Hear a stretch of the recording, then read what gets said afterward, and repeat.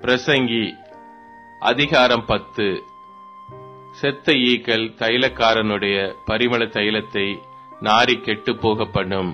ஞானத்திலும் கனத்திலும் பேர் பெற்றவனை சொற்ப மதியினமும் அப்படியே செய்யும். ஞானியின் இருதயம் வலது கையிலும் மூடனின் இருதயமோ இடது கையிலும் இருக்கும்.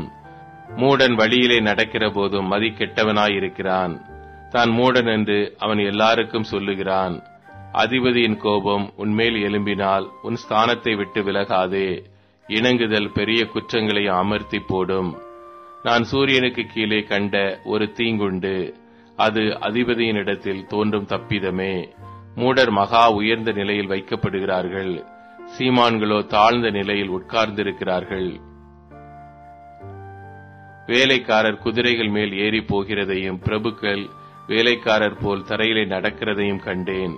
படுகுழியை வெட்டுகிறவன் அதிலே விழுவான். அடைப்பை பிடுங்குகிறவனை பாம்பு கடிக்கும். கல்லுகளை பேர்க்கிறவன் அவைகளால் காயப்படுவான்.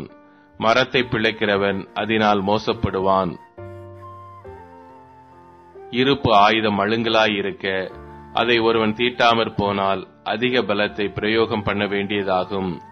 ஆகையால் ஒரு காரியத்தை செவ்வையாய் செய்வதற்கு ஞானமே பிரதானம். தடை கட்டப்படாத பாம்பு கடிக்குமே. அலப்பு வாயினும் அதற்கு ஒப்பானவன். ஞானியினுடைய வாய்மொழிகள் தயை உள்ளவைகள். மூடனுடைய உதடுகளோ அவனையே விழுங்கும். அவன் வாய்மொழிகளின் துவக்கம் மதியீனமும் அவன் வாக்கின் முடிவு கொடிய பைத்தியமுமாம். மூடன் மிகுதியாய் பேசுகிறான். நடக்கப் போகிறது இன்னதென்று மனுஷன் அறியான்.